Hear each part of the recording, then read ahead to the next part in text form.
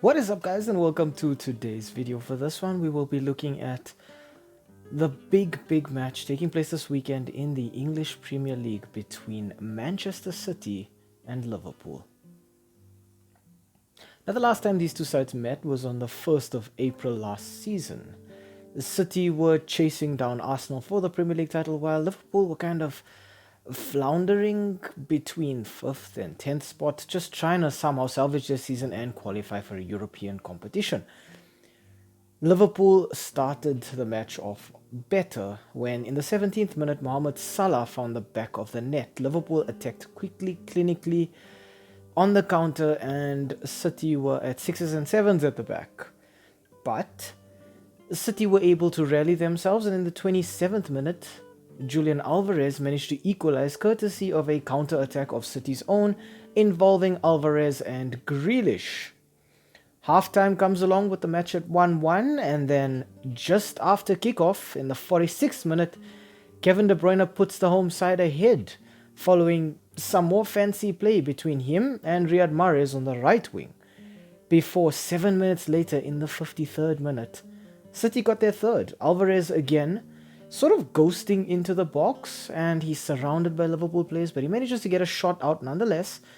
The ball comes off after it is blocked and lands at the feet of İlkay Gundogan, who just rockets it into the back of the net. And then in the 74th minute, City put the final nail in Liverpool's coffin when Jack Grealish and Kevin De Bruyne combined fantastically on the left wing, and Grealish was able to slot the ball past the keeper to make it 4-1 to the citizens on the day. City were able to keep the pressure up on Arsenal, and Liverpool had a bit of soul searching to do.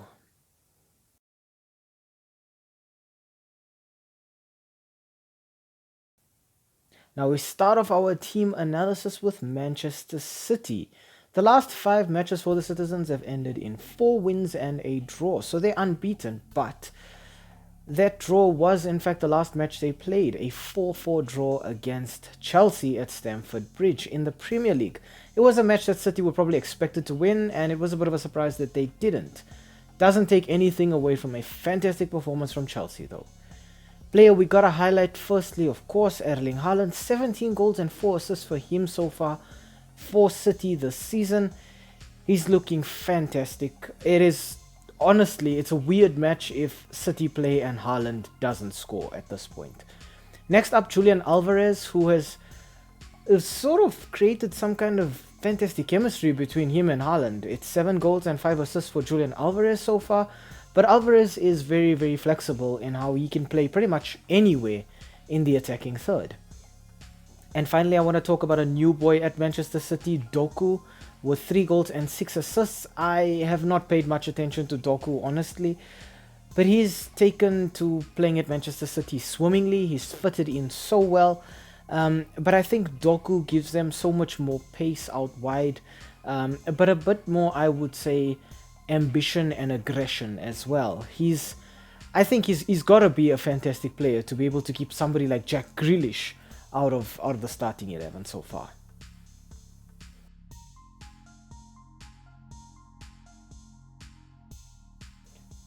Next up, we talk Liverpool. Now, the last 5 matches for the Reds have ended in 3 wins, 1 loss and 1 draw.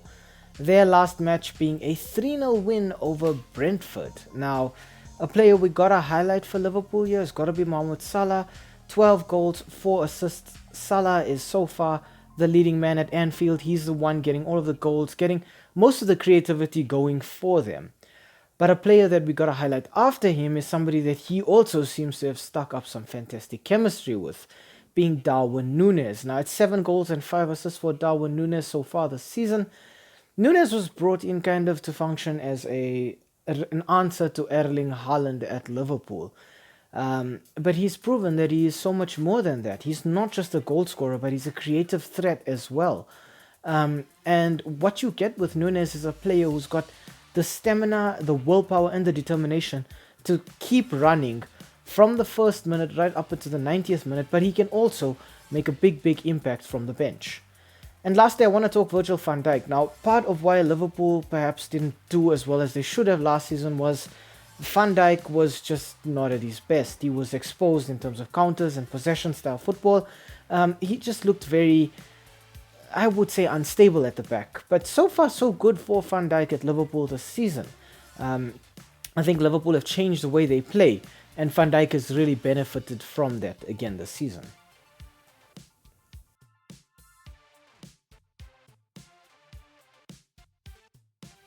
Okay, on to the head-to-head and the S3M2 verdict. Now, the last 5 matches between these two sides have always had a definitive winner. It has been 2 wins for Manchester City and 3 wins for Liverpool. In the last 4 wins, I think it's been so far quite evident that in the Premier League, the home side has quite an advantage in this fixture. Usually it is a goal fest. We're looking at least 2 to 3 goals here. I think it's also interesting to note that Manchester City are first at the top of the log with 28 points and Liverpool are second, just a single point behind them.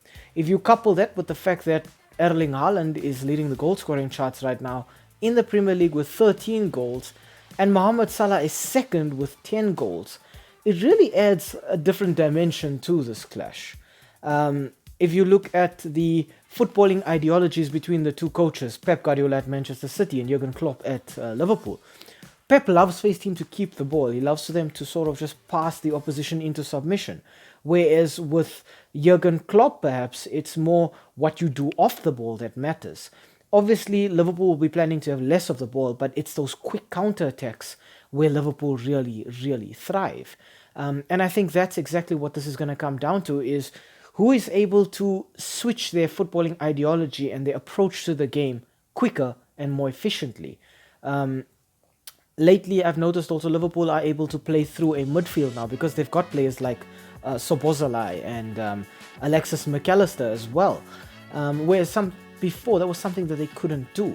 So it's a case of while one team does favor possession and the other does favor counter, both can play both ideologies of football. I think it's going to come down to who's more clinical up front and whose concentration levels are higher at the back. I think right now Manchester City have an advantage. Obviously, this one being played at the Etihad means that home ground advantage comes out. But I think also just knowing that Manchester City have so much squad depth, they've got players who can be dangerous on all fronts. But then that is also countered by the fact that Liverpool aren't really taking European competition seriously this year. They're playing in the Europa League, where City are playing in the Champions League. So I think Jurgen Klopp is going to take this match a little bit more seriously than perhaps he would take a Europa League fixture. But for Manchester City, they have to be firing on all cylinders all the time. But I do just think that maybe Manchester City edge this one out a bit. I think when you look at international duty as well and the break that's ending this week, I think Liverpool's players have had to go through a bit more of a strenuous time than Manchester City's perhaps. I think, players like Erling Haaland, perhaps not expected to play at Euro 2024, but players like Darwin Núñez have had to play on the highest level. Luis Diaz as well have had to play on the highest level in the the CONMEBOL qualifiers against the likes of like Uruguay and Argentina and Brazil. So I think Manchester City have a slight advantage going into this one. I'm going to go with probably 3-1 to Manchester City. I think both sides do score. I think Liverpool actually score first. Another thing that we've got to talk about here is the fact that Edison is a bit of an injury doubt for Manchester City, but I think he will be back for this one. But I am definitely still siding with Manchester City on this one.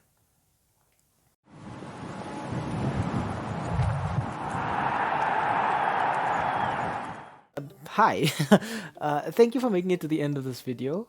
We really appreciate the watch time and the fact that you took some time out of your day to spend it with us talking about the sport that we all love. If you enjoyed the content, why not, drop a like down below or comment in the comment section. Maybe even consider subscribing to the channel. And I mean, while you are here right now, have a look at some of our old videos too. They should be appearing on the screen right now, along with that subscribe button. So you know exactly what to do. Thank you so much. It really helps with the YouTube algorithm. And have a great day out there. And we hope to see you again very, very soon. Thanks. Stay safe.